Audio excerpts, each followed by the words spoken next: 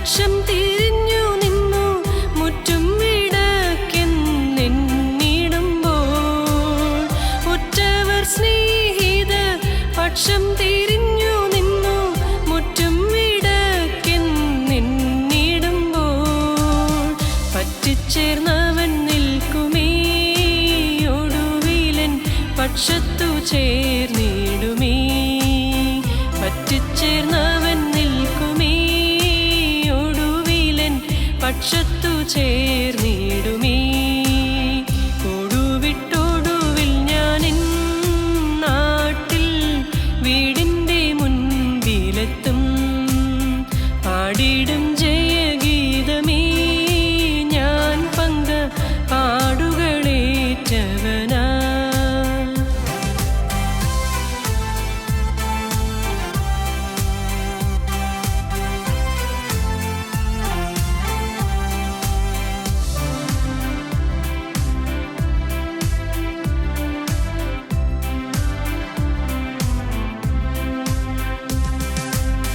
ലോകമെനിക്കു വേണ്ട, ലോകത്തിനിമ്പം വേണ്ട, പോകണമേശുവിൻ പാതേ നോക്കി.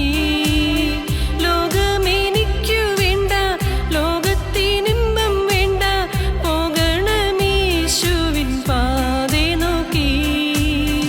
ഏകുന്നു സമസ്തവും ഞാൻ എൻ്റെ ഏകനാഥനെ നിനക്കായി. ഏകുന്നു സമസ്തവും ഞാൻ എൻ്റെ ഏകനാഥനെ നിനക്കായി. കൊടുവിട്ടൊടുവിൽ ഞാനെൻ നാട്ടിൽ വീടിൻ്റെ മുൻപിലെത്തും. പാടിടും ജയഗീതമേ ഞാൻ പങ്ക പാടുകളേറ്റവനാ.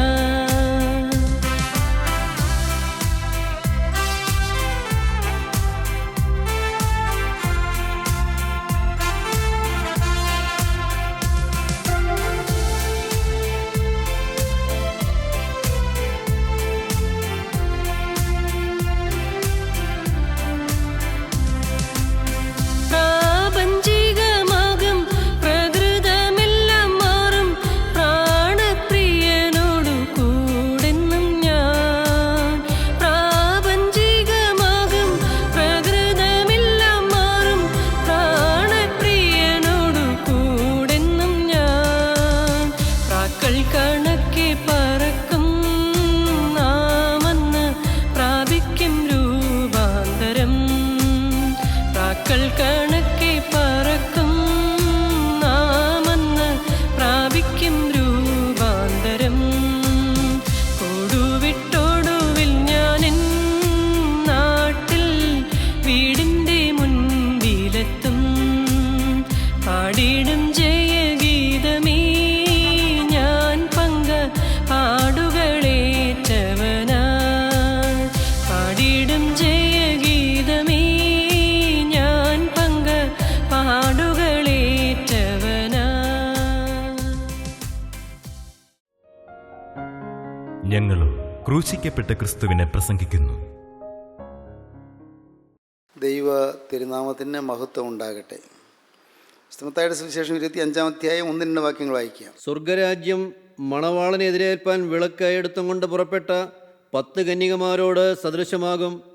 അവരിൽ 5 പേർ ബുദ്ധിയില്ലാത്തവരും 5 പേർ ബുദ്ധിയുള്ളവരുമായിരുന്നു. ബുദ്ധിയില്ലാത്തവർ വിളക്കെടുത്തപ്പോൾ എണ്ണ എടുത്തില്ല. ബുദ്ധിയുള്ളവരോ വിളക്കോടുകൂടെ പാത്രത്തിൽ എണ്ണയും എടുത്തു. ബുദ്ധിയില്ലാത്തവർ വിളക്കെടുത്തു, പക്ഷേ എണ്ണ എടുത്തില്ല. 5 കന്യകമാർ ബുദ്ധിയില്ലാത്തവരായിരുന്നു. അവർ വിളക്കെടുത്തു, പക്ഷേ എണ്ണ എടുത്തില്ല. പാത്രത്തിൽ കൂടി എണ്ണ എടുത്തില്ല. പാത്രം ഉണ്ടായിരുന്നു അവർക്ക്, പക്ഷേ പാത്രത്തിൽ എണ്ണ എടുത്തില്ല. എണ്ണ എടുക്കണമെങ്കിൽ റിസർവ് ഓയിൽ കരുതണമെങ്കിൽ അവരുടെ കയ്യിൽ പാത്രം ഉണ്ടായിരുന്നു.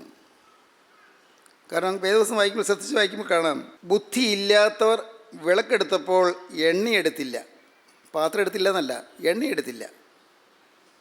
അവർ സംതൃപ്തരാണ്. പാത്രമുണ്ടല്ലോ, മറ്റൊരുടെ കയ്യിൽ പാത്രമുണ്ട്, ഞങ്ങളുടെ കയ്യിൽ പാത്രമുണ്ട്. ബുദ്ധിയുള്ളവരുടെ കയ്യിൽ പാത്രമുണ്ട്, ഞങ്ങളുടെ കയ്യിൽ പാത്രമുണ്ട്. ഞങ്ങളുടെ പാത്രത്തിൽ എണ്ണയുണ്ടോ അതവർ ശ്രദ്ധിച്ചില്ല. എണ്ണയെടുത്തില്ല. ഇന്ന് പുറമേയുള്ളതെല്ലാം ഉണ്ട്, എല്ലാം നല്ല ക്രമീകരണങ്ങളുണ്ട്, നല്ല മനോഹരമായ പ്രാർത്ഥനകളുണ്ട്, നല്ല കാവ്യോചിതമായ പ്രമേയോനുകളുണ്ട്, കാവ്യമാധുരിയുള്ള ധ്യാനാത്മകമായ സെതറകളുണ്ട്, അത്യന്തം ശ്രുതിമധുരവും അതേസമയത്ത് ഗഹനവുമായ നല്ല കാവ്യാത്മകമായ സുന്ദരമായ ഗാനങ്ങളുണ്ട്, ഗീതങ്ങളുണ്ട്. എല്ലാം കോരിത്തെരിപ്പിക്കുന്ന ഗീതങ്ങൾ, എല്ലാം പുളകം കൊള്ളിക്കുന്ന പ്രാർത്ഥനകൾ. സ്തോത്രം. എന്തിനാ കുറവ്? പാത്രമുണ്ട്, പക്ഷെ എണ്ണയില്ല. അകത്ത് അന്തസ്സാരമില്ല. പുറമേയുള്ളതെല്ലാം ഉണ്ട്, ചട്ടം കെട്ടുകളെല്ലാം ഉണ്ട്, പുറമേയുള്ള അനുഷ്ഠാനങ്ങളുണ്ട്, ആചാരങ്ങളുണ്ട്, പ്രാർത്ഥനകളുണ്ട്, നമസ്കാരങ്ങളുണ്ട്, എല്ലാം ഉണ്ട്. പക്ഷേ അകത്ത് കരുത്തില്ല, അകത്ത് എണ്ണയില്ല. അകത്ത് എണ്ണയില്ലാത്ത പാത്രങ്ങൾ. അവർ പാത്രം എടുത്തു, പക്ഷേ എണ്ണ എടുത്തില്ല. കഷ്ടമായിപ്പോയി. അത്രയ്ക്കും ചിന്തിച്ചില്ല അവർ. അവർ ബുദ്ധിയില്ലാത്തവരായിരുന്നു. എന്നാൽ ബുദ്ധിയുള്ളവർ വിളക്കോടുകൂടെ പാത്രത്തിൽ കൂടി എണ്ണ എടുത്തു. എണ്ണ കരുതിയിരിക്കണമെന്നുള്ളതായ ബോധം അവർക്കുണ്ടായിരുന്നു. ഏത് സമയത്തും ഇപ്പോഴുള്ള വിളക്കിലെ എണ്ണ തീർന്നു പോകാമെന്നും വിളക്ക് കെട്ടുപോകാമെന്നും അവർക്കറിയാമായിരുന്നു. വലിയൊരു അറിവാണത്. എനിക്ക് ഇന്നുള്ള ആത്മാവ് ഏത് സമയത്തും എന്നെ വിട്ടു പോകാൻ സാധ്യതയുണ്ട്. അപ്പോസ്തലനായ പൗലോസ് പറയുന്നു, ആത്മാവിനെ കെടുക്കരുത്, പ്രവചനം തുച്ഛീകരിക്കരുത്, ആത്മാവിനെ ദുഃഖിപ്പിക്കരുത്. പൗലോസ് ആവർത്തിച്ച് പറയുന്നതാണ്, പരിശുദ്ധാത്മാവിനെ ദുഃഖിപ്പിക്കരുത്. അവനാലല്ലോ നിങ്ങൾക്ക് വീണ്ടെടുപ്പ് നാളിനായി മുദ്രയിട്ടിരിക്കുന്നത്. വീണ്ടെടുപ്പ് നാളിന് വേണ്ടി മുദ്രയിട്ടിരിക്കുന്നതാണ്, അതിലാണ്, പരിശുദ്ധാത്മാവിലാണ്. പരിശുദ്ധാത്മാവിനെ ദുഃഖിപ്പിക്കരുത്. പരിശുദ്ധാത്മാവ് നമ്മുടെ ഹൃദയത്തിൽ ഞരങ്ങിക്കൊണ്ടിരിക്കാനിട വരുത്തരുത്. നമ്മുടെ ഹൃദയത്തിൽ പരിശുദ്ധാത്മാവ് ഞരങ്ങി കരഞ്ഞുകൊണ്ടിരിക്കാനിട വരുത്തരുത്. നമ്മുടെ കോപസ്വഭാവം കണ്ട് പരിശുദ്ധാത്മാവ് ഞരങ്ങരുത്. നമ്മുടെ വാശിയും വഴക്കും പിണക്കവും കണ്ട് പരിശുദ്ധാത്മാവോടെ ശ്വാസം മുട്ടിയിരിക്കേണ്ട വരരുത്. കുറേ നേരം ഇരിക്കും, പക്ഷേ നിർവാഹമില്ലാതാകുമ്പോൾ ആത്മാവ് വിട്ടുപോകും. എസ്കേൽ പ്രവചനം 8-ാം അധ്യായം 9-ാം അധ്യായം വായിക്കുമ്പോൾ കാണാം, ദേവാലയത്തിൽ കത്തിക്കൊണ്ടിരുന്നതായ ധൂപം അത് ദേവാലയത്തിൽ നിന്ന് മാറി ഉമ്മരപ്പടിയിലേക്ക് പോകുന്നു. ജ്വലിച്ചുകൊണ്ടിരുന്നതായ ദിവ്യപ്രകാശം ദേവാലയത്തിൻ്റെ കേന്ദ്രസ്ഥാനത്ത് മാറി അത് ഉമ്മരപ്പടിക്കിലേക്ക് പോകുന്നു. ഉമ്മരപ്പടിക്കിൽ നിന്ന് മാറി അത് ഗോപുരത്തിലേക്ക് പോകുന്നു, ഗേറ്റിങ്ങിലേക്ക് പോകുന്നു. പിന്നീട് അത് ദൂരെ മാറി അങ്ങ് പർവ്വതത്തിലേക്ക് പോകുന്നു. തേജസ് മാറി പോവുകയാണ്. ശ്രദ്ധിച്ച് വായിച്ചാൽ കാണാം. എസ്കേൽ 9-ാം അധ്യായം വായിക്കുമ്പോൾ നോക്കൂ, ദേവാലയത്തിൻ്റെ കേന്ദ്രസ്ഥാനത്തുണ്ടായിരുന്ന പ്രകാശം, ആ ധൂപം, ആ തേജസ് ദേവാലയത്തിൻ്റെ കെരൂബുകളിൽ നിന്ന് മാറി അത് ദേവാലയത്തിൻ്റെ പുറത്തുള്ളതായ ആ ഉമ്മരപ്പടിക്കിലേക്ക് പോകുന്നു. ഉമ്മരപ്പടിക്കിൽ നിന്ന് അത് ഗോപുരദ്വാരത്തിലേക്ക് പോകുന്നു. അതിനുശേഷം അത് ദേവാലയ പരിസരം വിട്ടങ്ങ് ദൂരെ പർവ്വതത്തിലേക്ക് പോകുന്നു. മാറി പോവുകയാണ്. ദൈവതേജസ് മാറി പോകുന്നു. സഹോദരങ്ങളെ, നിങ്ങൾ ചിന്തിക്കുന്നുണ്ടോ ഈ തേജസ് എന്നിൽ നിന്ന് മാറിപ്പോകുന്നുണ്ടോ എന്ന്? എന്നിലുണ്ടായിരുന്ന തേജസ് കെട്ടുപോകുന്നുണ്ടോ എന്ന് നിങ്ങൾ ചിന്തിക്കാറുണ്ടോ? ഒന്ന് ചിന്തിക്കണേ. ദൈവതേജസ് എന്നിൽ നിന്ന് കുറഞ്ഞു പോകുന്നുണ്ടോ? ദൈവതേജസ് എന്നിൽ കെട്ടുപോകുന്നുണ്ടോ? എന്നെ ദൂരെ പോയിരിക്കുകയാണ് ദൈവതേജസ്.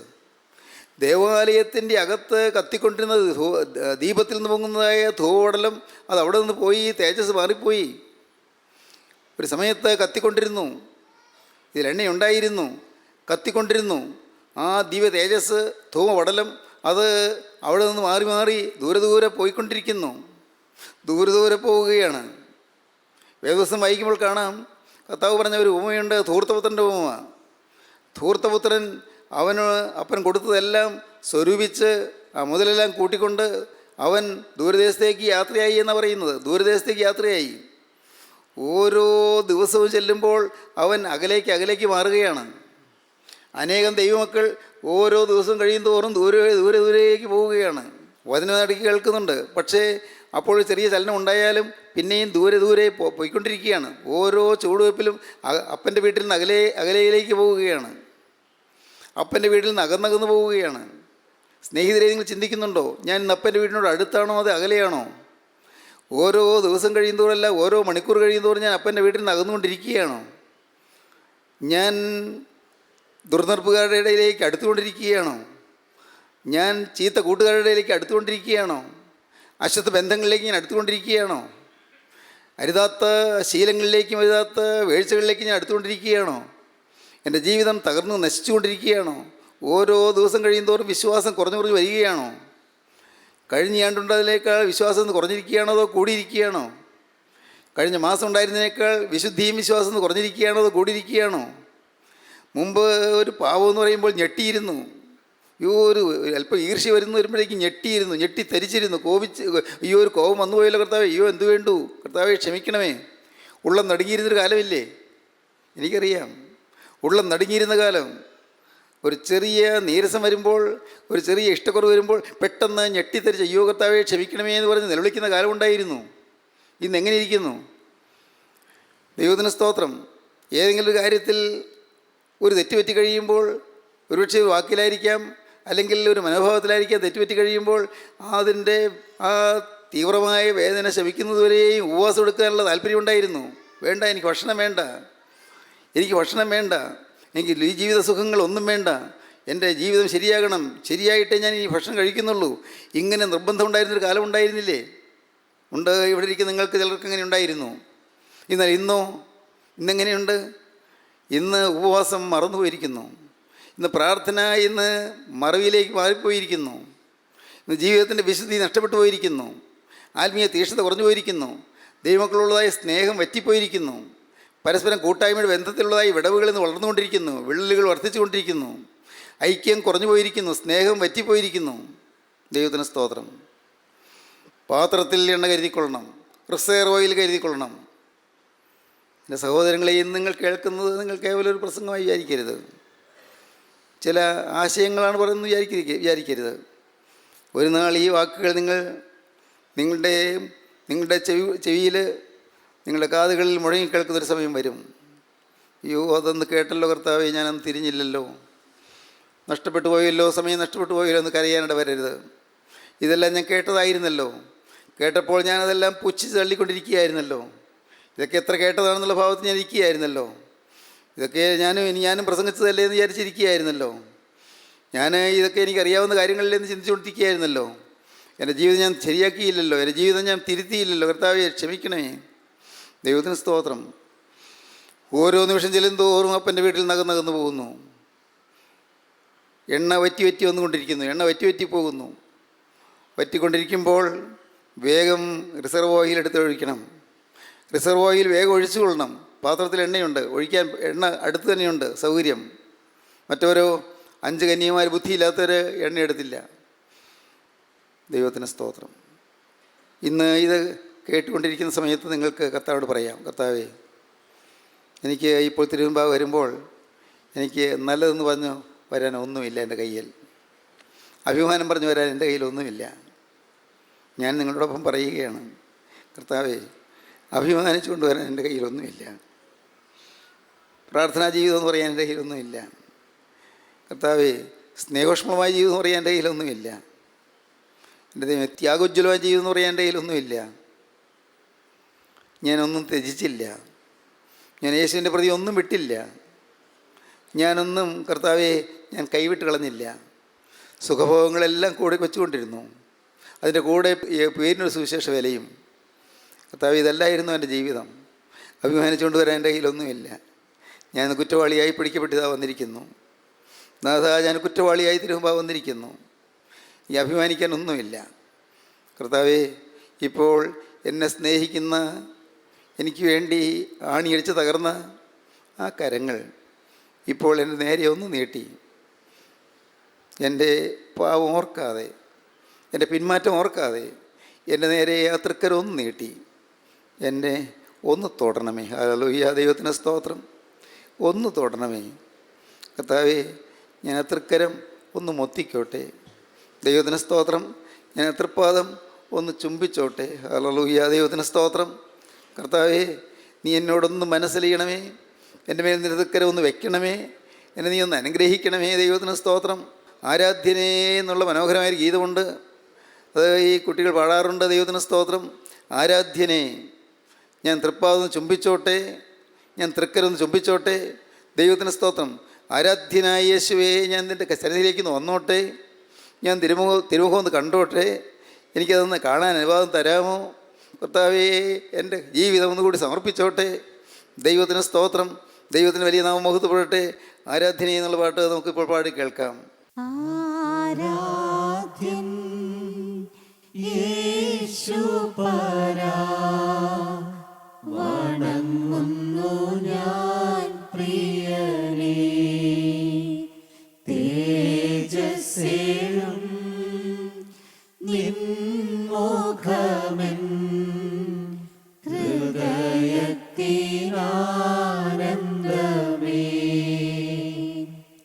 ആരാധ്യൻ യേശുപരാ, വണങ്ങുന്നു ഞാൻ പ്രിയനേ.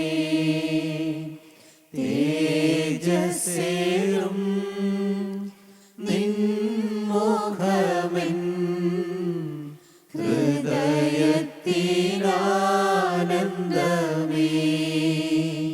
സന്നിധിയിൽ വസിച്ചോട്ടെ, പാദങ്ങൾ ചുംബിച്ചോട്ടെ. സന്നിധിയിൽ വസിച്ചോട്ടെ, പാദങ്ങൾ ചുംബിച്ചോട്ടെ. ആരാധ്യൻ യേശുപരാ, വണങ്ങുന്നു ഞാൻ പ്രിയനേ. തേജസ്സേറും നിൻമുഖമെൻ ഹൃദയത്തിനാനന്ദമേ. ദൈവത്തിന് സ്തോത്രം. യേശുക്രിസ്തുവിൻ്റെ തൃക്കരം സ്പർശിക്കുന്ന അനുഭവം നിങ്ങൾ പ്രാപിക്കുക. ഇത് കേട്ടുകൊണ്ടിരിക്കുമ്പോൾ തന്നെ, ഈ വചനം നിങ്ങളുടെ കാതുകളിൽ പതിയുമ്പോൾ തന്നെ നിങ്ങളുടെ ഹൃദയം വാഞ്ചിക്കുക. കർത്താവേ, പഴയ സന്തോഷത്തിലേക്ക് എനിക്ക് മടങ്ങി വരണം, പഴയ വിശുദ്ധിയിലേക്ക് എനിക്ക് മടങ്ങി വരണം, പഴയ തീക്ഷ്ണതയിലേക്ക് എനിക്ക് മടങ്ങി വരണം, പഴയ എരിവിലേക്ക് എനിക്ക് മടങ്ങി വരണം, പഴയ ജീവിത ദർശനത്തിലേക്ക് എനിക്ക് മടങ്ങി വരണം, പഴയകാല ജീവിതത്തിൻ്റെ പ്രശോഭിതമായ അവസ്ഥയിലേക്ക് എനിക്ക് മടങ്ങി വരണം, പഴയകാല സമർപ്പണത്തിലേക്ക് എനിക്ക് മടങ്ങി വരണം. കർത്താവേ, ആഴമേറിയ ജീവിത അനുഭവങ്ങൾ എനിക്ക് തരണം. സ്തോത്രം. ദൈവത്തിന് സ്തോത്രം. ബുദ്ധിയുള്ളവർ പാത്രത്തിൽ കൂടി എണ്ണയെടുത്തു. വിളക്കിൽ എണ്ണയുണ്ട്, പാത്രത്തിൽ എണ്ണയുണ്ട്. എല്ലാവരുടെയും വിളക്ക് കത്തിക്കൊണ്ടിരിക്കുകയാണ് കേട്ടോ. എല്ലാവരുടെയും വിളക്ക് കത്തുക. വിളക്ക് കെട്ടുപോയില്ല, വിളക്ക് കത്തിക്കൊണ്ടിരിക്കുക. കാരണം എല്ലാവരുടെയും 10 പേരുടെ വിളക്കിൽ എണ്ണയുണ്ട്. മണവാളം വരെ താമസിക്കുന്നു മനസ്സിലായി. എന്നാൽ കുറച്ച് നേരം ഉറങ്ങാം. അവരെ പരസ്പരം ആലോചിച്ചു, നമുക്കൊന്ന് ഉറങ്ങിയാലോ. അവരുടെ മണവാളം വരുമ്പോൾ ആർപ്പുളി ഉണ്ടാകുമല്ലോ. നമുക്ക് അപ്പോൾ എഴുന്നേറ്റ് വിളക്ക് കളിച്ചാൽ മതിയല്ലോ.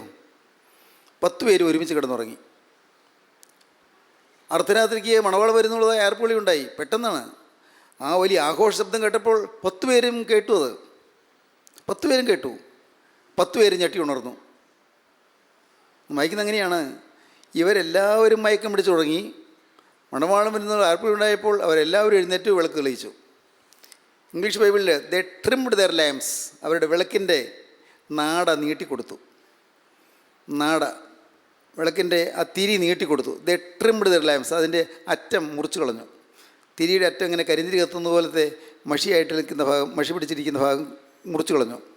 ട്രിംഡ് ദെയർ ലാംപ്സ്, ട്രിം ചെയ്ത് കളഞ്ഞു. അപ്പോൾ ഇത്ര നേരവും കത്തിക്കൊണ്ടിരുന്നെങ്കിലും ആളി കത്താൻ പാകത്തിന് തിരി നീട്ടി കിട്ടിയപ്പോൾ കത്താൻ എണ്ണയില്ല. 5 പേരുടെ വിളക്ക് കെട്ടുപോയി. 5 പേരുടെ വിളക്ക് കെട്ടുപോയി.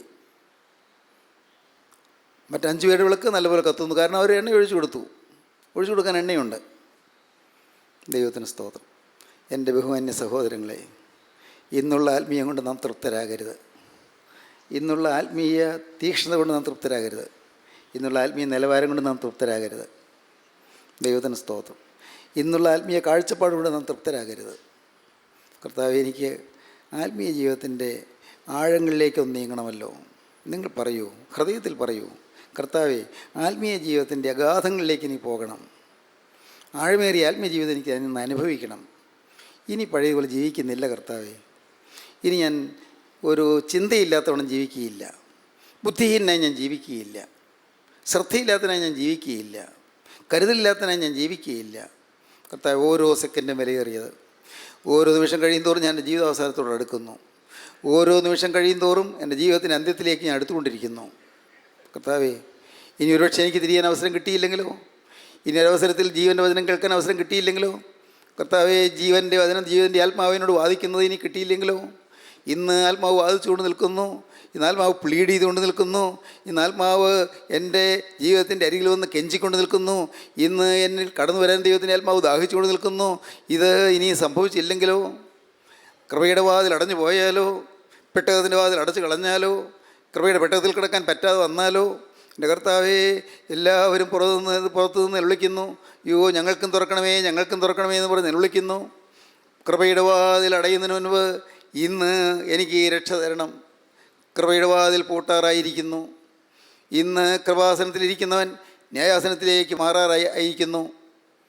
എൻ്റെ ദൈവമേ, കൃപാസനത്തിലിരിക്കുന്ന കർത്താവായ യേശു ക്രിസ്തു ന്യായാസനത്തിലേക്ക് മാറുന്നതിന് മുൻപ് ഇന്ന് എനിക്ക് കൃപയുടെ പെട്ടകത്തിൽ പ്രവേശിക്കണം.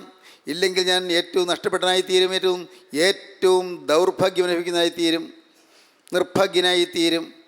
കർത്താവേ, ആ മഹാവലിയ ഛേദം എനിക്ക് വരരുത്, ആ വലിയ നഷ്ടം എനിക്ക് വരരുത്. ഇന്ന് ഞാനിതാ എന്നെ നിൻ്റെ കരങ്ങളിലേക്ക് വീണ്ടും ഏൽപ്പിക്കുകയാണ്. വർഷങ്ങൾക്ക് മുമ്പ് ഞാൻ നിൻ്റെ കൈകളിലേക്ക് എന്നെ തന്നതാണ്, നീ എൻ്റെ ഹൃദയത്തിലേക്ക് വന്നതാണ്. എന്നാൽ ഇന്ന് എൻ്റെ ഹൃദയം ഇരുണ്ടു പോയിരിക്കുന്നു, എൻ്റെ കാഴ്ചപ്പാടെല്ലാം ഇരുണ്ടു പോയിരിക്കുന്നു. എൻ്റെ കർത്താവേ, എനിക്ക് പാവബോധം കിട്ടുന്നില്ല, എൻ്റെ ഹൃദയം തകരുന്നില്ല, എൻ്റെ ഉള്ള ഉടയുന്നില്ല, എൻ്റെ മനസ്സ് പൊടിയുന്നില്ല. കർത്താവേ, ബ്രോക്കൺനെസ് നഷ്ടപ്പെട്ടു പോയിരിക്കുന്നു, തകർച്ച നഷ്ടപ്പെട്ടു പോയിരിക്കുന്നു. കർത്താവേ, അനുതാപം നഷ്ടപ്പെട്ടു പോയിരിക്കുന്നു. ഒരു സമയത്തുണ്ടായിരുന്ന തീക്ഷ്ണത കുറഞ്ഞു പോയിരിക്കുന്നു. ഇപ്പോൾ കർത്താവേ, നിൻ്റെ പരിശുദ്ധാത്മാവ് എൻ്റെ ഹൃദയത്തിൽ ഒന്ന് ആവസിക്കണമേ. എൻ്റെ മുമ്പിൽ വന്ന് നാളുകളായി പ്ലീഡ് ചെയ്തുകൊണ്ടിരുന്ന ആത്മാവ്, വാദിച്ചുകൊണ്ടിരുന്ന ആത്മാവ്, കെഞ്ചിക്കൊണ്ടിരുന്ന ആത്മാവ് ദുഃഖിതനായി തിരിച്ചു പോകേണ്ട വരല്ലേ. ദൈവത്തിന് സ്തോത്രം. എൻ്റെ അടുക്കൽ നിന്ന് കെഞ്ചിക്കൊണ്ടിരുന്ന ആത്മാവ് ദുഃഖത്തോടെ മടങ്ങിപ്പോകേണ്ട വരല്ലേ. ഇതാ ഞാൻ എന്നെ നിനക്ക് താഴ്ത്തി തരുന്നു. ഈ നിസ്സാരമായ ആയുസ് ഇനി എത്രയെന്ന് എനിക്കറിഞ്ഞുകൂടാ, ഇനി എത്ര കാലമെന്ന് എനിക്കറിഞ്ഞുകൂടാ. ഉള്ള ആയുസ് നിൻ്റെ കരങ്ങളിലേക്ക് ഇതാ വെച്ച് മാറുന്നു, ഉള്ള ജീവിതം നിൻ്റെ കരങ്ങളിലേക്ക് തരുന്നു. നാഥാ, ഇന്ന് ഞാൻ ഈ കേൾക്കുന്ന വചനം എൻ്റെ ജീവിതത്തിൻ്റെ ഒടുവിലത്തെ അവസരമാണോ എനിക്ക് അറിഞ്ഞുകൂടാ. ഇതാ ഞാനിപ്പോൾ എന്നെ നിൻ്റെ കരങ്ങളിലേക്ക് തരുന്നു. നാഥാ, നീ എന്നോടൊന്ന് മനസ്സറിയണം. എൻ്റെ പാപങ്ങൾ ഓർക്കല്ലേ, എൻ്റെ അകൃത്യങ്ങൾ ഓർക്കല്ലേ. ദൈവത്തിന് സ്തോത്രം. എൻ്റെ ബഹുമാന്യ സഹോദരീ സഹോദരങ്ങളെ, കഴിഞ്ഞ കാല പാപങ്ങളെ ഓർത്ത് നെടുവീർപ്പിടുവീൻ. നിങ്ങളുടെ വസ്ത്രങ്ങളെല്ലാം ഹൃദയങ്ങളെ തന്നെ കീറി നിങ്ങൾ എങ്കിലേക്ക് തിരിയുവീൻ. യഹോവയുടെ എള്ളപ്പാട്. വസ്ത്രങ്ങളെല്ലാം കീറേണ്ടത് ഹൃദയങ്ങളെ തന്നെ കീറി എങ്കിലേക്ക് തിരിയുവീൻ. ദൈവത്തിന് സ്തോത്രം. വസ്ത്രങ്ങളെയല്ല, ഹൃദയങ്ങളെ തന്നെ കീറിക്കൊണ്ടെങ്കിലേക്ക് തിരിയുവീനെന്ന് ദൈവം പറയുന്നു. യോവേൽ പ്രവാചന പുസ്തകം 2-ാം അധ്യായം 12-ാം വാക്യം മുതൽ. ദൈവത്തിന് സ്തോത്രം. വസ്ത്രമല്ല കീറേണ്ടത്, ഹൃദയങ്ങളെ കീറുക. ഹൃദയം മുറിയട്ടെ, ഹൃദയത്തിൽ നിന്ന് ജീവരക്തം ഒഴുകട്ടെ. ആ ഹൃദയത്തിൽ നിന്ന് ജീവരക്തം ഒഴുകുന്നതിൻ്റെ പ്രതീകമായി കണ്ണിൽ നിന്ന് കണ്ണുനീർ പ്രവാഹം നിൻ്റെ ജീവിതത്തിൽ നിന്ന് പാപക്കറകൾ കഴുകുന്നതായി ഒഴുകി വരട്ടെ. ദൈവത്തിന് സ്തോത്രം. പാപത്തിൻ്റെ കറകളൊക്കെയും കഴുകട്ടെ. ദൈവവേദനയെ നീ എന്ത് പറയുന്നു? നിൻ്റെ ജീവിതം യേശുവിനെ ഇപ്പോൾ കൈമാറാൻ നിനക്ക് തോന്നുന്നുണ്ടോ?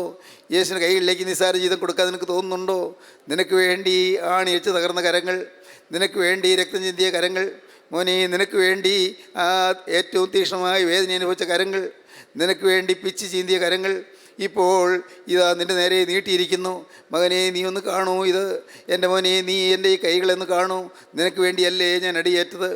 നിനക്ക് വേണ്ടിയല്ലേ ഞാൻ അടിയേറ്റ് തകർന്നത്? നിനക്ക് വേണ്ടിയല്ലേ ഞാൻ കുരിശിൽ കിടന്ന് പിടഞ്ഞത്?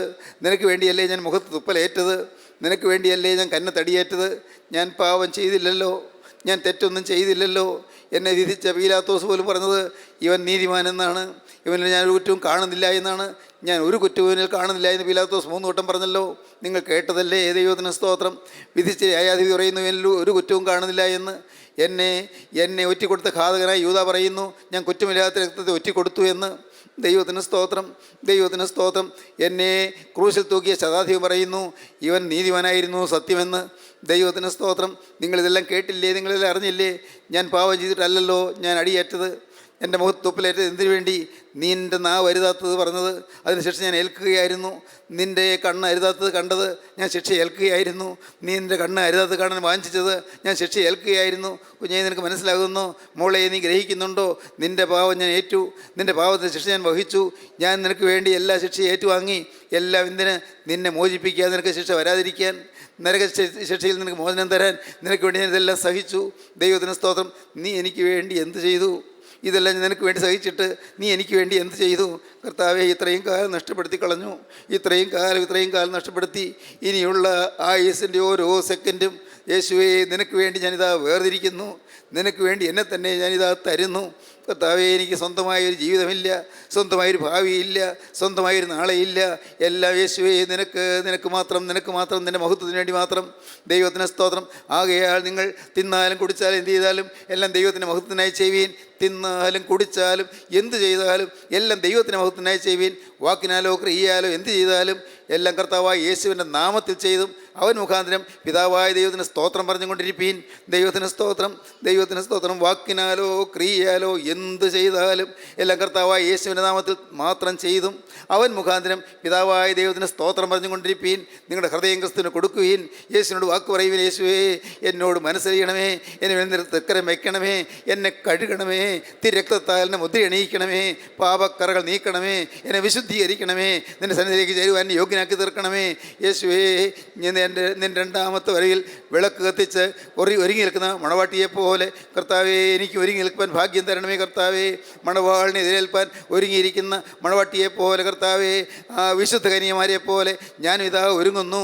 എൻ്റെ ജീവിതം ഞാനിതാ തരുന്നു. എൻ്റെ ജീവിതം നിൻ്റെ കരങ്ങളിലേക്ക് ഞാൻ പരിമേൽപ്പിക്കുന്നു. ഇപ്പോൾ എന്നെ ഒരുക്കണമേ, എന്നെ അണിയിച്ചൊരുക്കണമേ.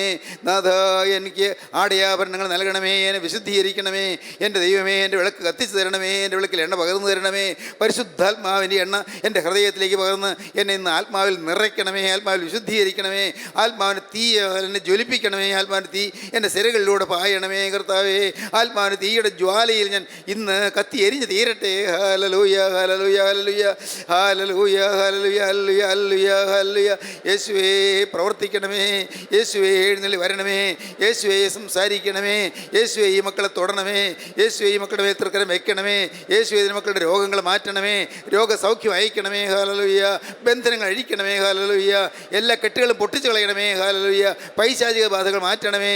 നാഥ, എല്ലാവരെയും അനുഗ്രഹിക്കണമേ. കർത്താവായ യേശു ക്രിസ്തുവിൻ്റെ ജയകരമായ നാമത്തിൽ അടിയങ്ങളുടെ പ്രാർത്ഥന കേൾക്കണമേ. ആമീൻ. ഹല്ലേലൂയ.